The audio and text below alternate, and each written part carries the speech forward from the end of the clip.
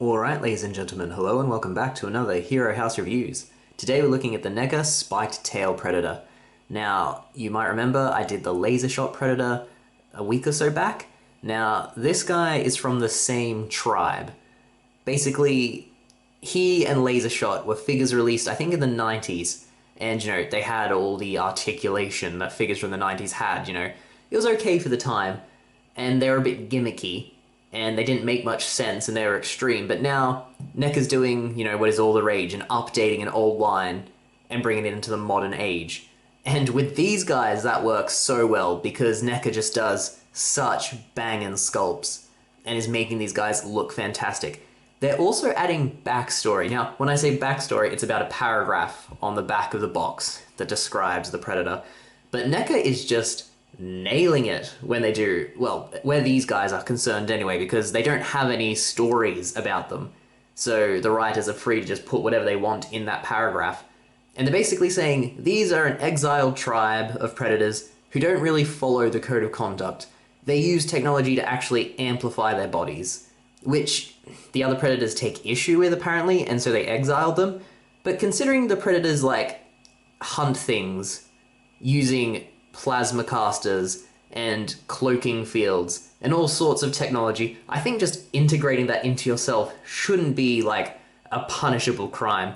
But again, the Predator Code of Honor, when you actually look into it, is bullshit. I like the idea of it, but I mean, they're incredibly superior beings hunting humans, and they say, we're a good challenge. The fact that they ever lose to us is bullshit and contrary. I mean, if you're hunting a thing that is significantly smaller, weaker, and less advanced than you, and still using high-tech weaponry, you're just a piece of shit. It's like the people who go and hunt a sleeping lion in Africa. If you shoot something that's napping from 50 feet away, you're just a pussy. Those people in Africa who have no choice but to hunt and dive headfirst into an anaconda's pit and, drag it out with their bare hands. That's kind of metal. That's cool. It still sucks the creature had to die, but that's their way of life. I'm going off topic. I am going off topic. This guy, at least he understands the code's bullshit and just does what he does. And that gives us a very cool, unique Predator design. Which, get in close now and show you the sculpt. One sec. So you have the helmet. Very much prefer this helmet to the Laser Shot helmet. A horn was sadly bent in the packaging, but I can slowly iron that out. Not using an actual iron. Just a turn phrase. You can see he's got sort of a Cyclops Cylon visor thing going on there. Magnificent chest sculpt, cybernetic hand, all sorts of bits and bobs. His shuriken comes out of his back, and you can take that out if you wish, so he can be holding his shuriken. And then his laser cannon connects to his arm, and you can detach that and have him holding it as sort of a more viable gun. Come down to his feet. Even there, insanely detailed, the tech on that. Coming on up. Crutch guard. Insane. Now, the reason he's called the Spiked Tail Predator is another, really unique part of this character. Let's ditch this mask, which again connects much better than Laser Shots as well. Look at that. He's got weird horns going on, and then he doesn't have the mandibles. He's wearing a breather, because they say in his paragraph bio, which gives him so much character, that he's an old predator. He's very old. So the trophies he uses from his hunts, because he hunts, technological life across time and space, so he hunts Terminators for shits and giggles. He steals these parts to keep himself alive. Even his eyes are done. Look at that. The cables. And he's called Spiketail because his dreads have grown so long, he's linked them all together into what ends in a spiked tail, which I believe moves. Yeah, you can rotate that spike.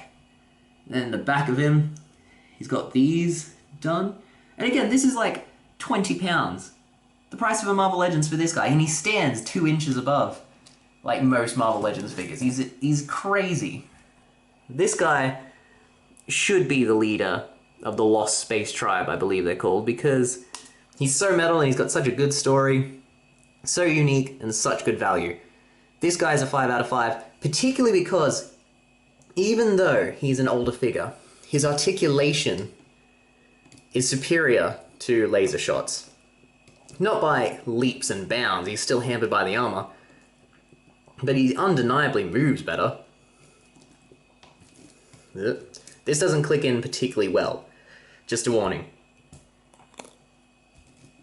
But then this does clip in well, but I just loosened it, but you can have it swiveling. You know, his arm goes, he's got bicep swivel. His legs, well, head's on a ball joint, quite good. You'll have to watch out for his swinging thing. There's a wire running through his tail, so you can pose it however you wish, which is great engineering. Good forward motion on the leg, not quite as good side to side, hampered again by all that armor. Some pretty decent ankle pivot though, you can get some baller stances out of him. And then, yeah, he just looks very intimidating. Again, I think I prefer Predators with their helmets off.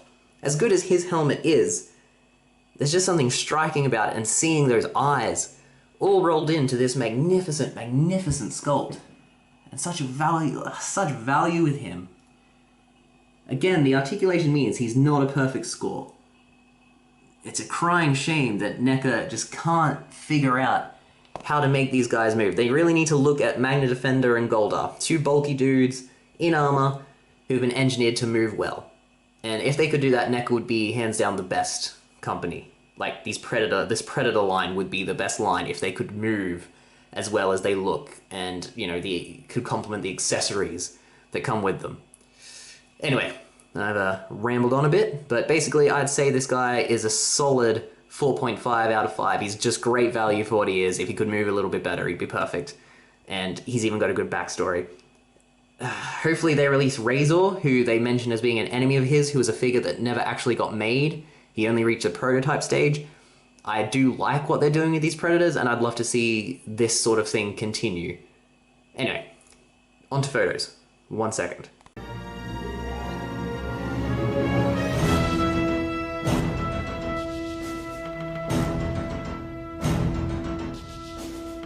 Alright folks, and there you have it, the Neca Spike-Tail Predator. An awesome figure. So good. 4.5 out of 5, looks amazing, moves pretty well for a Neca Predator. Very unique sculpt, good backstory with a promise for more down the line. Unfortunately, the other member of the Lost Space tribe is a dude called the Lost Armored Predator, who had a figure come out a fair few years back now, which is difficult to find. I'd love to complete their tribe, but tracking him down and, you know, getting a decent price on him may be a struggle. But if I do, I'll definitely review him. And I'm probably going to be getting another Predator down the line. I've found Scarface, who has a fucking baller design, and I'd love to see how that translates to an action figure. Anyway, moving on. If you would like to see more reviews, we have plenty. And if you want to see the action figures in action, you can go to Figure Fights or Hero House. They are a great time. Thank you for watching. Please remember to like and subscribe. All the best, and I'll see you again. Thank you. Bye.